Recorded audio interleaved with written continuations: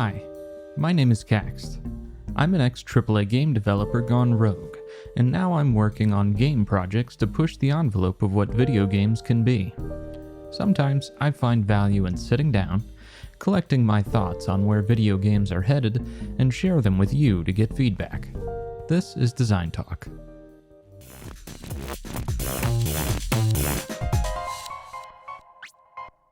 I recently picked up Last Epoch. For those not in the know, Last Epoch is an ARPG a la Diablo and Path of Exile, and at the time of this writing, it's currently sitting at number 3 for concurrent users of all indie games on Steam, just behind Palworld and Wallpaper Engine. I have some good things to say about Last Epoch. There's a healthy amount of character customization, and the fresh take on skill tree layouts is something I can really appreciate as a veteran of the genre. But before you'll even have a moment to appreciate the depth and complexity of the game's progression systems, you'll be hit upside the face with a big fat steaming pile of fantastical narrative excrement. Now, this video isn't about how video game cutscenes are too long. While that may be true in most cases in the AAA space where corporations cling to grandiose dreams of becoming secret movies with QuickTime events sprinkled in, Last Epoch's cutscenes are wonderfully brief. If you read the thumbnail, you'll know this video is about something else. Here's the introduction to Last Epoch. In the beginning, there was darkness. Only terror, myself, and the void. I was content with nothing. She dreamt of light, of life, of humanity. We disagreed, and yet, in her world, there were gods. Mujasa of the desert, Lagon of the sea, Raye of the endless skies, and Hierot of the frozen tundra. But fate stole Terra away. Without her, there was conflict, then wars. In the end, it was Raye who sought to outshine the sun that would pull the world into his flame. Caught within Raye's gaze were the Keepers, an order sworn to protect Eterra's memory and the power it still holds. They were joined by someone unexpected, a traveler, willing to walk into the flames of war. But why? Was it honor they sought? Power? Redemption? Or was this fate? Perhaps. But no story is quite that simple. After listening to that, I couldn't help but feel like I'd heard the exact same introduction 100 times before.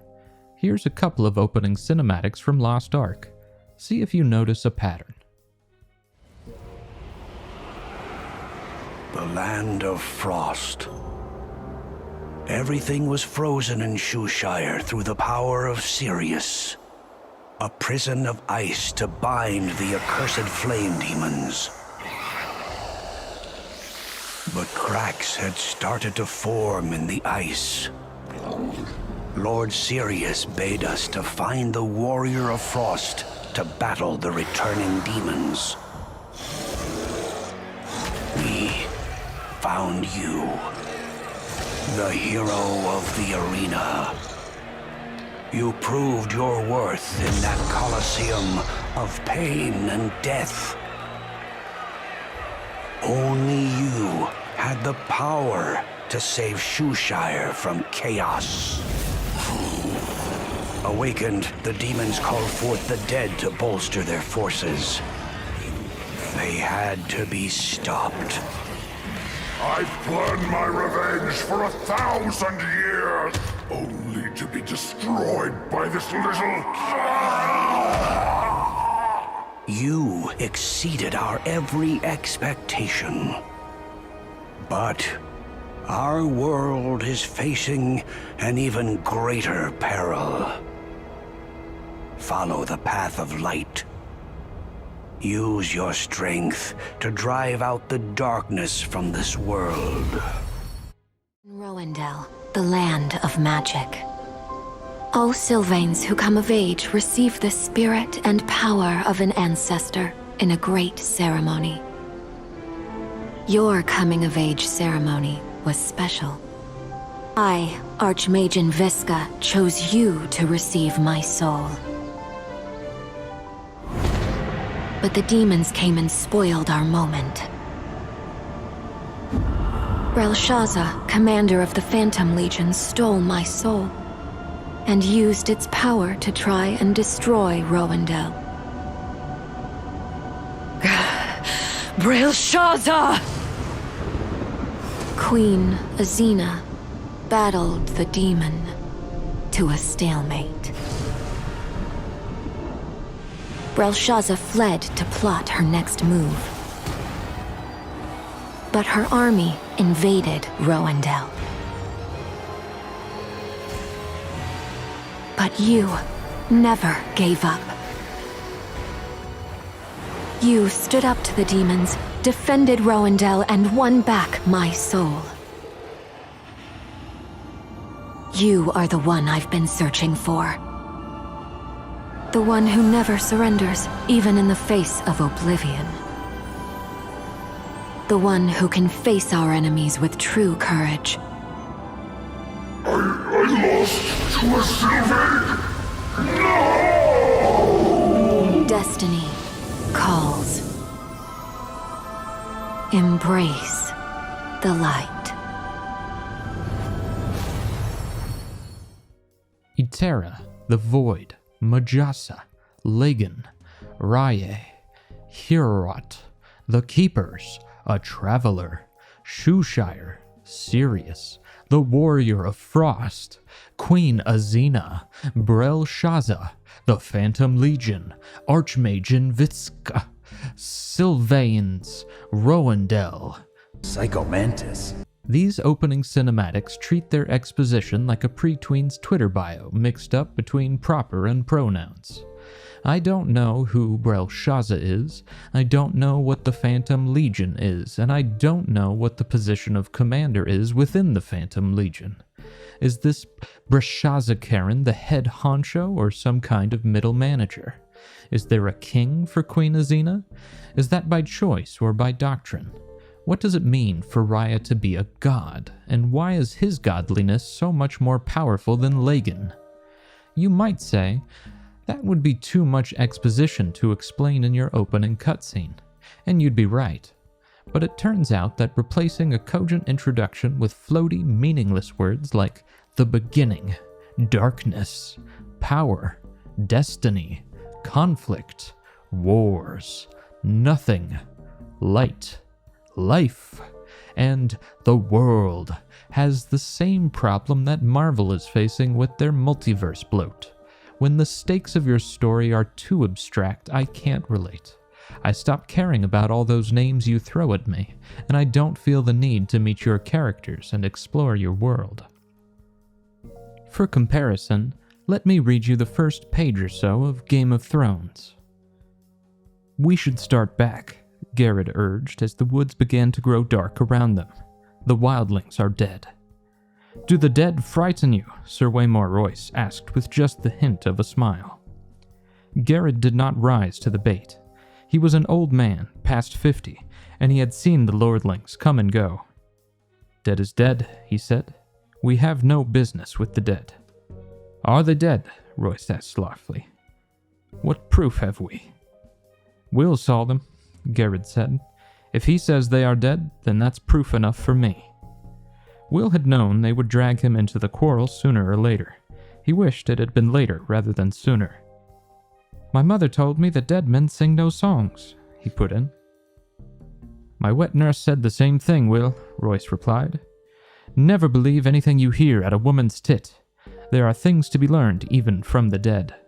His voice echoed too loud in the twilit forest.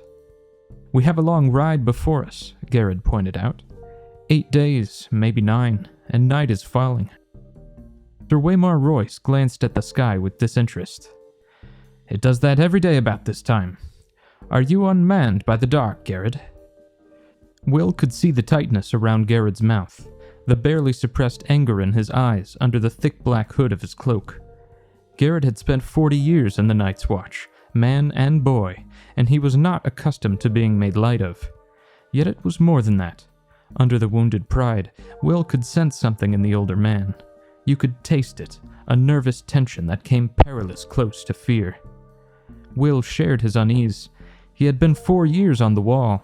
The first time he had been sent beyond, all the old stories had come rushing back, and his bowels had turned to water. He had laughed about it afterward. He was a veteran of 100 rangings by now, and the endless dark wilderness that the Southron called the Haunted Forest had no more terrors for him. Until tonight. You'll notice 2 key differences between what I read and what you heard in the opening cinematics. The first is a focus on human emotions.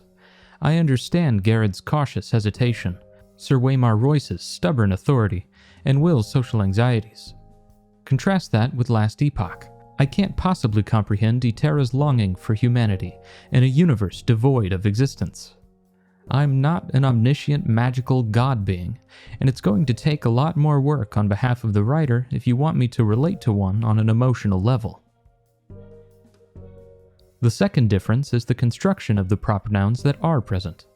I'm not saying that all proper nouns are bad. They can be an excellent way to introduce a player into an authentic way of speaking for the world you're trying to build. However, all things in moderation.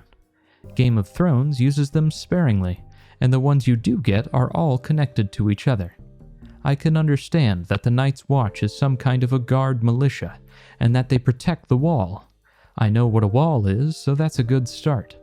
I know they probably fight against the wildlings, and I can interpret from the name that they must be some kind of barbarian faction. I know the Night's Watch is comprised at least partly of lordlings, and from that I can interpret that they value some kind of social hierarchy. Old Georgie boy doesn't bother introducing us to the parts of the world that aren't yet relevant to the story. I don't need to know about Heorot of the Frozen Tundra to start playing Last Epoch, so don't tell me about it just yet. Save that for later, once I've already developed an emotional connection with your world. And the proper nouns that we do get can all be easily understood via context clues. I know nothing about the keepers, who they are, or what they're keeping. I'm sorry, but Eterra's memory and the power it holds just doesn't cut it for me. Usually memories of someone are protected by loved ones after they pass, and the power they hold is the bonds and shared experiences of the people left behind. No amount of context clue detective work could explain how Raya could steal those things, or what benefit he could get from having stolen ethereal concepts such as that anyways. Unfortunately, the proper nouns don't stop at the cutscenes either. Not long after beginning Last Epoch, you'll find yourself fighting through an Osprix war camp, encountering solar invaders. Is solar a class, like in the tabletop role-playing game Exalted? Or is it a faction or a religion? Why are they allied with the Osprix? I'm not asking for the full lore breakdown here, but if I don't have any clue as to who I'm fighting or why, the enemies and the world just melt away, leaving nothing in my mind but red health bars that need to be depleted. Locations get a similar treatment. I don't know who or what Ulatri is to have warranted the name for the Ulatri Highlands. I can't imagine that real people would ever refer to a location as the Forsaken Trail, and since this is a lower level zone, I have to imagine there's going to be a lot of trails that have been forsaken between now and the game's conclusion. What is it that makes this particular trail's forsakenness so special? I'd say only God knows, but again, I don't even know what a god is in the world of Last Epoch. Between the opening cinematic, the enemy names, and the location names, I'm constantly bombarded with nonsense proper nouns until they lose all meaning. As a fun experiment, I asked ChatGPT to write me an opening cinematic for a fantasy RPG that introduces the player to the world, its major factions, and how the player fits into the world. Here's what I got. In the land of Orinthia, where magic flows like rivers and ancient secrets lie dormant and forgotten ruins, a tale of destiny unfolds. For centuries, the realm of Orinthia has been shaped by the ambitions and conflicts of its diverse inhabitants. From the towering spires of the Elven kingdoms to the bustling markets of the dwarven strongholds, each faction vies for dominance in a world teetering on the edge of chaos.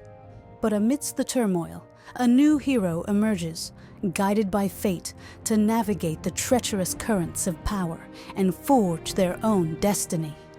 You are that hero, summoned by the whispers of prophecy to shape the fate of Orinthia.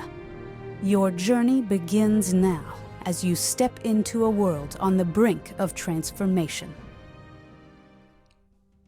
Notice that you still have the same problem with overuse of floaty, macroscopic diction, but to chat's credit, we only get one proper noun.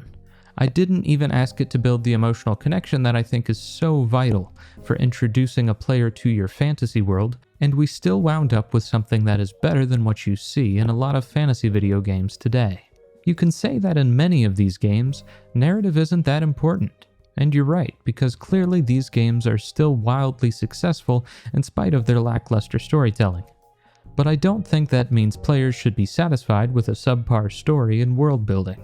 It should be an invitation to writers and developers to step their game up and try something new and different.